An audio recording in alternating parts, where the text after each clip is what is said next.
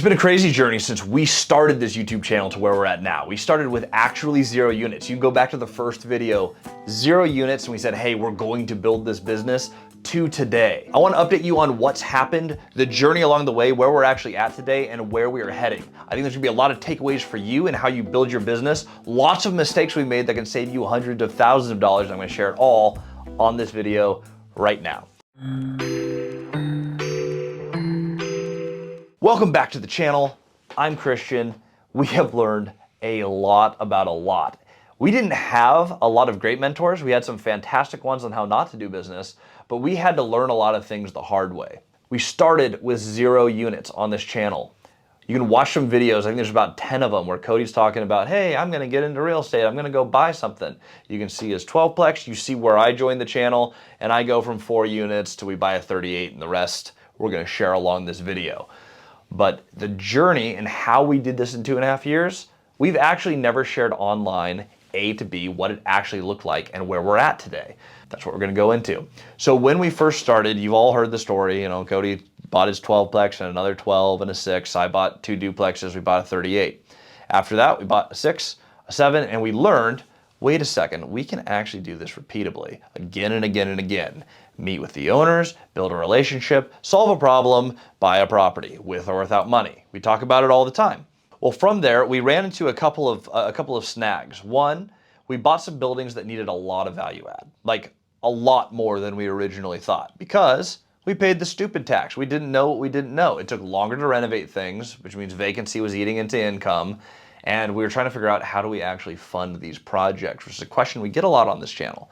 Well, if you did some deals that were a little skinnier than you thought, and you've gotten better at operating, the easy thing to do is let's go do a few more really good deals that have some cash flow, and let's bolster the portfolio with that, which is exactly what we did. We ended up, one of the first 12plexes I bought into, which was actually Cody's second deal. I bought in, we raised some money to put a pitched roof on it, so we got a hard money loan for that. Well, that building had a lot of interior maintenance that we haven't talked a lot about on this channel. How did we solve that? Well, we got a refinance because we put this roof on it, we brought it to bank debt, we pulled money out, and with that money, instead of immediately repairing that building, we bought a 10plex and a duplex that both had a lot of cash flow. We then used the cash flow to one unit at a time go in and fix that building. Now, I would have liked to have just fixed the building, but what we ended up doing instead is we expanded, we made our right now problems smaller in comparison to our 24 unit complex. We bought a 10 and a duplex. Now with 24 units, today we're at 96% occupancy. I do have 1 vacancy, and we're gonna be renovating that unit, Cody and I together, in about 2 weeks. But we have almost 100% occupancy. We have stabilized the portfolio, and the solution was, hey, we did make some mistakes early on, or we didn't know what we didn't know. We expanded to the point where it's no longer a problem. Now, we had a partnership that came up throughout this where we actually had a very dear friend who wanted to work with us and wanted to build their own portfolio with a crazy goal. They had a goal of, hey, in 20 years, let's build $100,000 income so that I have $50,000 for my family and $50,000 for you guys. So Cody and I come in, 25% me, 25% Cody, 50% this other friend. We bought a 12plex and a 5plex. Stellar deals, ton of value add opportunity. But almost fully leased. I think there was 1 or 2 vacancies. We've never had this happen before. It's never happened again. Within 1 month of purchasing the property, 100% of the tenants left. Actually, 1 held over.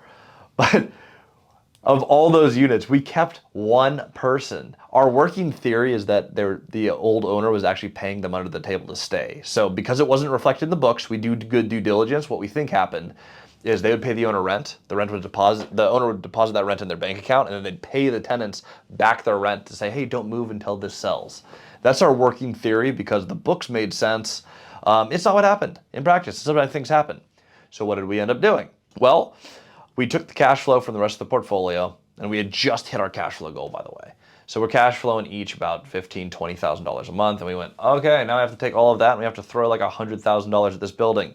Roll all the cash flow back in, and we start fixing the units. 1 at a time, we fix plumbing problems, we even out the floors, we do LVP. When you're building, it goes fast. I want to point this out. Cody and I have been partnered for 2 years. I've been investing for 4, Cody's been investing for 4. We were relatively small when we met each other. Today we're over 200 units.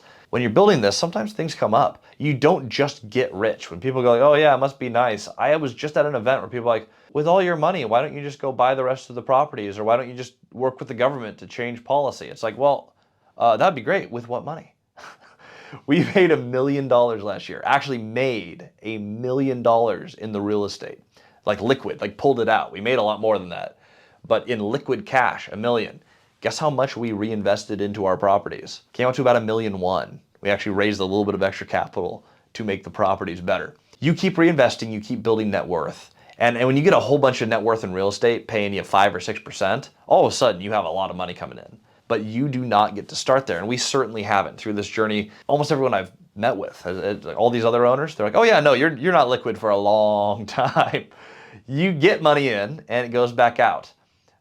In practical application, your tenants hand you a rent check, you hand it to your contractor hands it to whoever. It's probably someone who's paying you rent.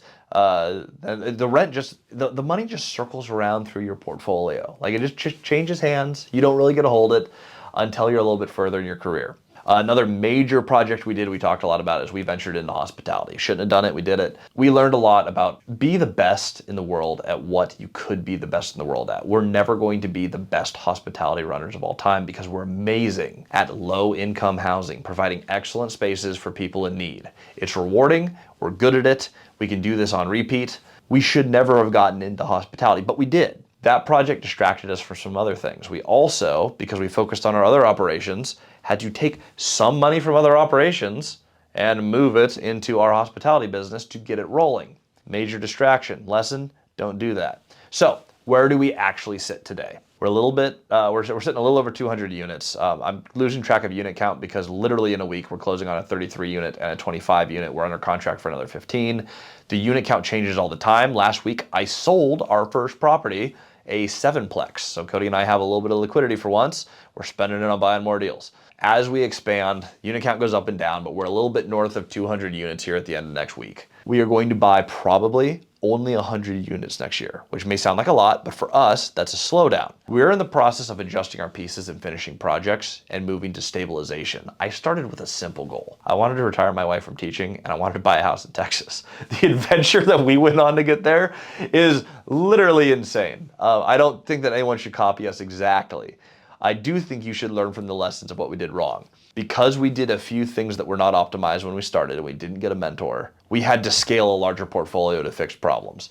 I could do pretty much whatever I want right now with the incomes we have, but I'm always going to have the stress of unrenovated units or imperfect properties. I need to keep expanding to bring more money in to finish projects and have actual passive income. Because right now, we have a very high-paid, active job in managing properties.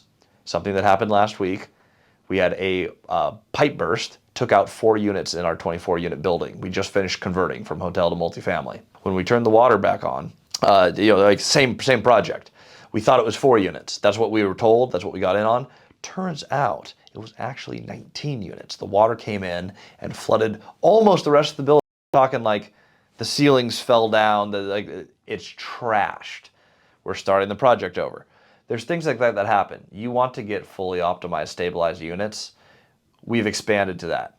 This next year, we're moving our pieces around to buy out some of our partners, to finish our projects, to fully stabilize, and then have a portfolio that actually allows us to live the life we want to live while the properties are passively in property management. You don't get to start there. We certainly didn't. So what to expect? We're buying our first mobile home park right now. We'll tell you all about the adventure that closes next week. We're converting another hotel, which is funny because now I'm converting the other one again. So we're going to be converting 2 hotels. We're going to share the adventure of what that looks like. We're probably going to buy some larger multifamily buildings along the way. We're going to share all of that on this channel. But if you want to learn how to play the game and lose the minimum amount of money along the way, that's what I've learned is like there are ways to save hundreds of thousands of dollars of, we call it the stupid tax you don't have to do.